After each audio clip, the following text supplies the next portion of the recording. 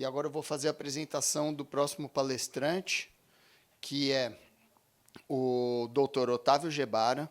Ele é médico formado pela Universidade de São Paulo, com residência em Clínica Médica e Cardiologia no Hospital das Clínicas da Faculdade de Medicina da USP, especialização em Harvard Medical School, doutor em Cardiologia pela USP, livre docente também pela USP. Ele é Fellow do American College of Cardiology e da American Heart Association.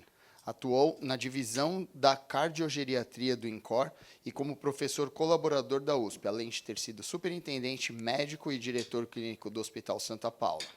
Possui MBA em Gestão de Saúde pela FGV e experiência em cardiologia e terapia intensiva, com ênfase em menopausa, estrogênio, coronariopatia, envelhecimento e vasos.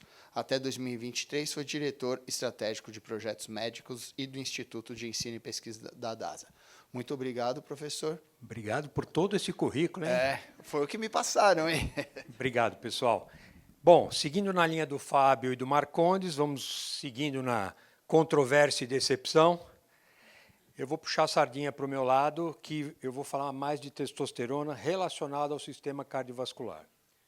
Não estou aqui para invadir assuntos muito mais controversos do que já foram falados. Bom, eu não tenho nenhum conflito de interesse para falar nesse assunto. O meu roteiro eu vou falar um pouco de efeitos cardiovasculares do hipoandrogenismo ou testosterona baixa. Depois eu vou falar um pouco da reposição da testosterona. E eu não podia deixar de mencionar os esteroides anabolizantes, que é uma moda incrivelmente importante e cai no colo do cardiologista tarde demais. Bom, como tudo no sistema cardiovascular, a gente tem os efeitos benéficos e os efeitos deletérios. Se eu pensar aí na hemostasia como um todo, eu diria que a testosterona tem efeitos muito importantes do ponto de vista benéfico, a testosterona endógena, tá? Eu vou falar mais da endógena aqui por enquanto. Mas ela também tem alguns efeitos que não são tão benéficos, como, por exemplo, agregação plaquetária, viscosidade, retenção de água e sódio. Há uns anos atrás, a gente escreveu esse editorial dizendo que a testosterona era um hormônio vascular. E isso é muito interessante porque ela realmente existem receptores vasculares da testosterona, assim como do estrogênio, e esses efeitos não são desprezíveis. Só para lembrar onde que se chega na testosterona, ela parte do colesterol, vai toda uma via metabólica, chega na testosterona e depois ela tem uma conversão periférica pela aromatase e vira estrogênio. A aromatase está principalmente presente aí em tecido adiposo, mas é uma das vias, ou no homem eu digo, é uma das vias de eliminação da testosterona ou metabolização da testosterona. Quando a gente olha de novo essa questão dos receptores endoteliais, células musculares lisas, plaquetas, tudo isso aqui tem receptores de androgênio.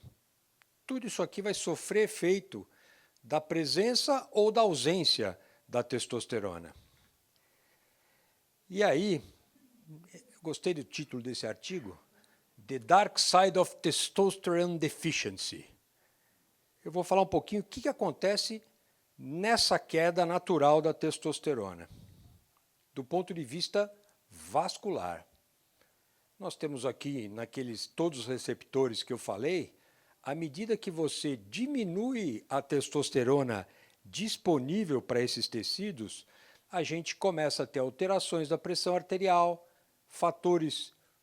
a luzinha aqui está fraca, fatores inflamatórios, resistência à insulina, contratilidade cardíaca, remodelamento cardíaco. Nós vamos falar mais disso quando a gente falar nessa questão dos esteroides anabolizantes, essa questão da hipertrofia cardíaca, ela é muito importante.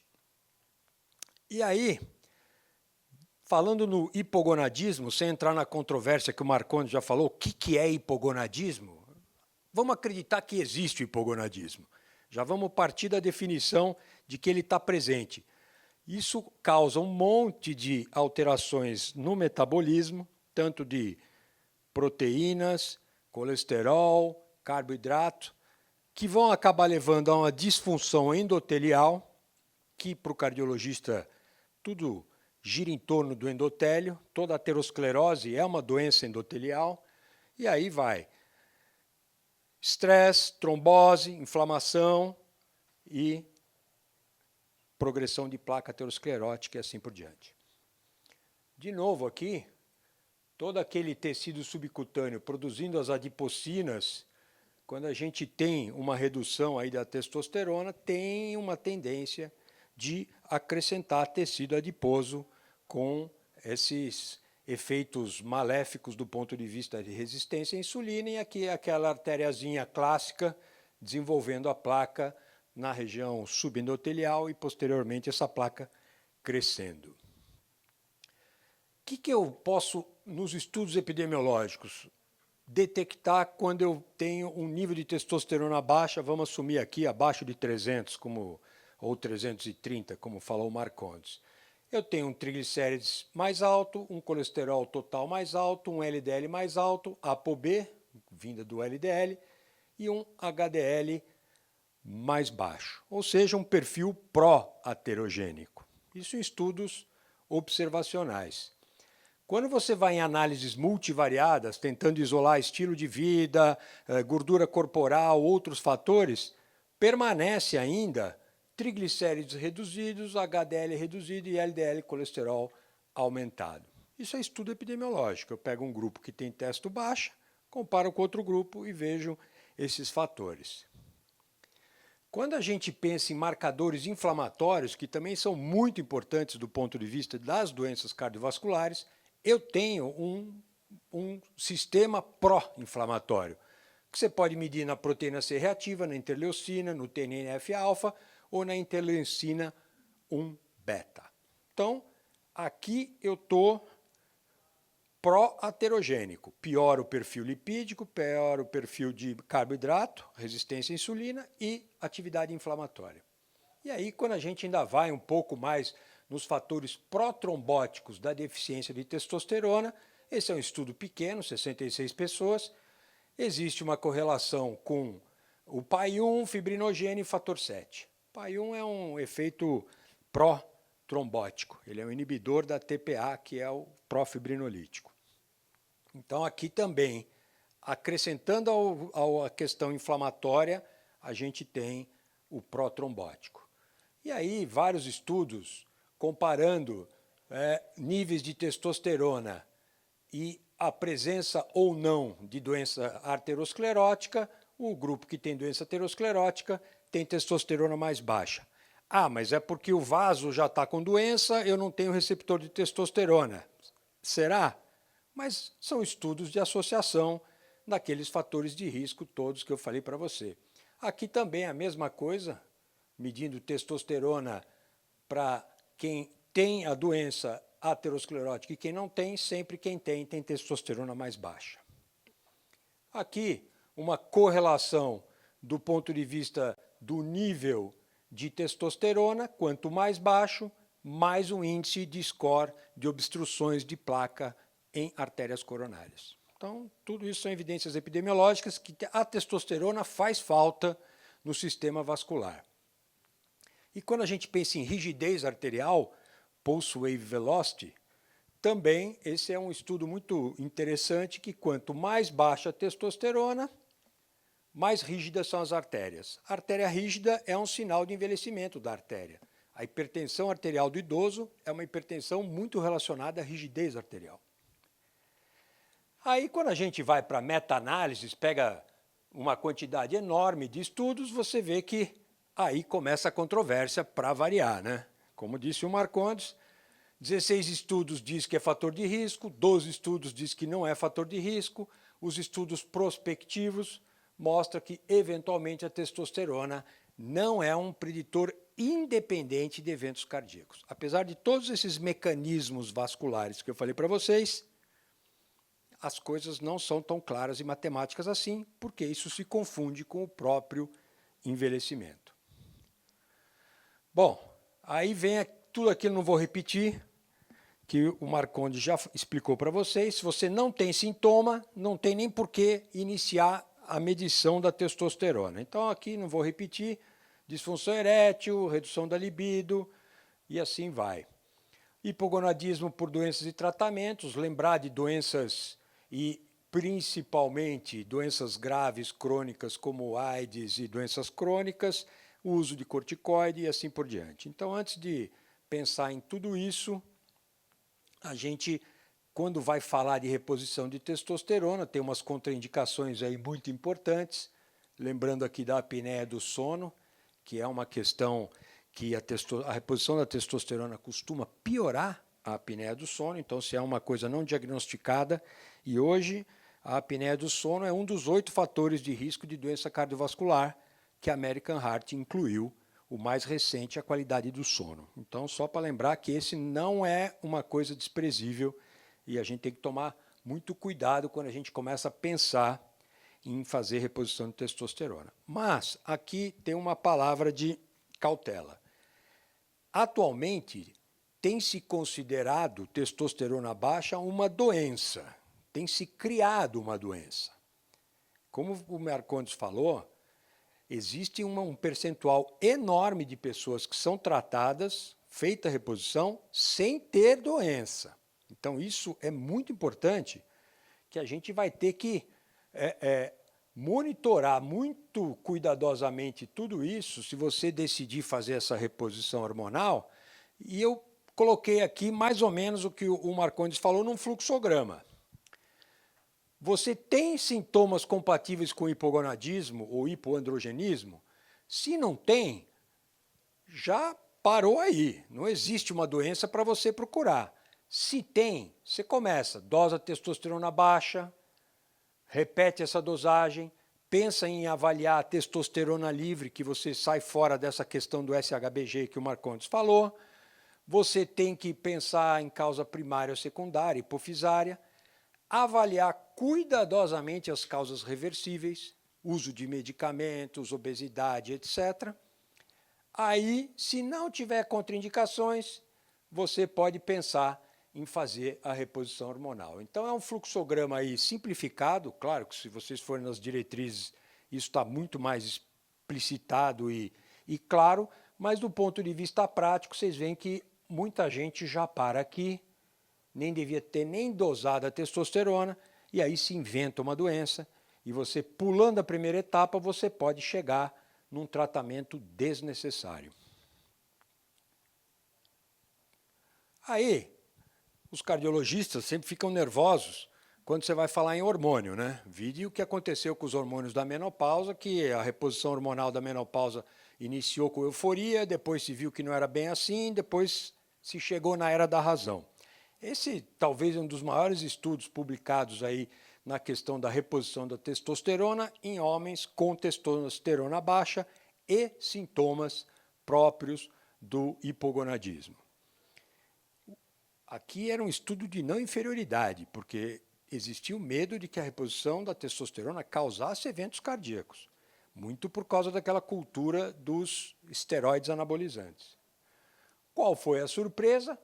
Que o estudo não mostrou nenhum malefício da reposição da testosterona no longo prazo, aí, anos, nessa população que tinha o hipoandrogenismo.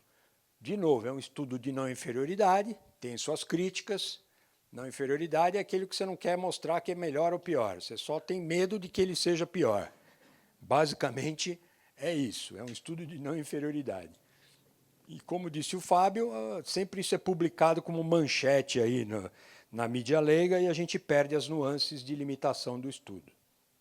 Vou falar 2 minutinhos dos esteroides anabolizantes, porque esse é um problema extremamente importante e isso é uma doença criada pela prática da supersuplementação de alguma coisa buscando aquilo que o Fábio falou, uma melhor performance, corpo, estética e etc. E essa turma vai parar no cardiologista tarde demais.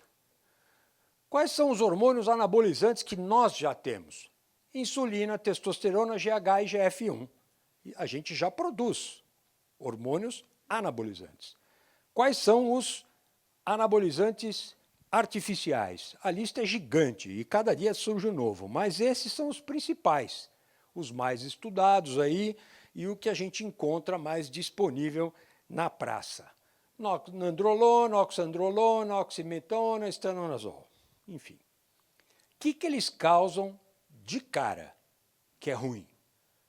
Queda no HDL, aumento do LDL. Hipertensão arterial, hipertrofia ventricular, função endotelial pior e aumenta o risco trombótico. Ou seja, o paraíso do infarto. Não precisa mais nenhum fator aqui. E altera o metabolismo de carboidrato. Então, quando você aí, alguns estudos de mecanismo, só para ilustrar. Quando você fala em vasodilatação,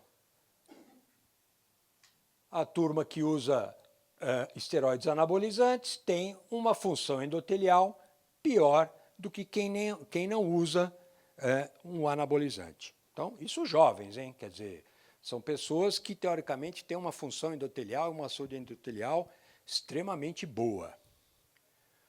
Aí, esteroides quem faz bodybuilding no Sergipe. É um estudo brasileiro, eu trouxe, achei interessante, só para a gente saber o que se usa. Duratestona, androlona, a própria testosterona em doses suprafisiológicas e assim vai. Todos esses aqui, você vê que a lista é incrível, né? Tem uma criatividade em termos de suplementação muito importante, mas os mais importantes são aqueles primeiros, mais usados, vamos dizer assim. Só para comparar a testosterona com a oxandrolona com a nandrolona, que é o DECA, o famoso DECA da academia. Qual tem no nosso corpo? Só testosterona, a potência anabólica, a DECA é muito alta, o efeito androgênico ele é médio, pode ser gel, a nossa testosterona gel, injetável, aqui geralmente é injetável, efeito rápido e muito forte, suprime o eixo hormonal, risco de ginecomastia aqui é maior, aqui é menor, retenção hídrica alta, então aqui o cardiologista já vai ficando nervoso. E tem indicação? Sim, reposição hormonal pode ser usada a testosterona, pacientes com sarcopenia, idosos muito frágeis, em situação de UTI, a gente até usa oxandrolona, tem bons resultados para tirar um idoso da cama e reabilitar ele do ponto de vista respiratório, ou com risco de queda, atrofia de respirador e assim por diante. E esse aqui, talvez em algumas doenças crônicas, ele teria uma indicação questionável. Perfil de segurança, o DECA é o pior de todos. Morte súbita em atletas jovens que usam anabolizantes. As causas podem ser por mecanismos aterogênicos, placas, vasoespasmo, mesmo sem placa, trombótico, por hiperviscosidade e ativação de plaqueta, ou hipertrófico. A miocardiopatia hipertrófica faz o coração ter arritmias malignas, porque a irrigação do coração é do epicárdio para o endocárdio. À medida que você hipertrofia artificialmente a parede do coração, ele tem uma isquemia de subendocárdio. Então, é um mecanismo de morte súbita, é um mecanismo de morte súbita na miocardiopatia hipertrófica ou na hipertrofia do atleta. E os anabolizantes causam tudo isso. Bom, aqui é um estudo também interessante, publicado este ano, então por isso que eu trouxe aqui, é a última publicação importante desse assunto, publicado no Circulation, uma turma enorme, infarto do miocárdio aumenta o risco em 3 vezes, isso é um segmento de 15 anos, é um estudo importantíssimo. Insuficiência cardíaca, mas por que insuficiência cardíaca? Porque a hipertrofia miocárdica, ela depois culmina com a dilatação miocárdica. Então você evolui ou para uma insuficiência cardíaca com a fração de ejeção normal, pela diastólica, ou finalmente você culmina com a insuficiência cardíaca dilatada, que é uma causa comum depois de alguns anos do uso dessa turma toda. E aqui também é um estudo publicado o ano passado no JAMA, não aparece aqui, mas depois a aula está disponível aí para vocês, uma diferença muito importante na morte de pessoas usuárias de esteroides anabolizantes. São 2 estudos mais recentes, só para a gente ilustrar melhor o que a gente está falando aqui. Então, eu vou terminar com estas lições aqui. A testosterona é muito importante, tem efeitos metabólicos e vasculares tanto em homens quanto mulheres. Eu não trouxe aqui a reposição de testosterona em mulheres, porque não é nosso tema, mas também uma epidemia nacional e com resultados bastante questionáveis também. O hipondrogenismo tem vários efeitos potencialmente deletérios no sistema cardiovascular. Eu acredito que a testosterona ela é importante para o sistema vascular, a nossa testosterona endógena. E os efeitos cardiovasculares dos esteroides são dependentes do tipo de anabolizante, isso tem uma variação muito grande, mas em geral eles são bastante deletérios. Então eu encerro aqui, fico aberto aí às perguntas depois para a gente conversar e aprofundar no que vocês precisarem. Obrigado.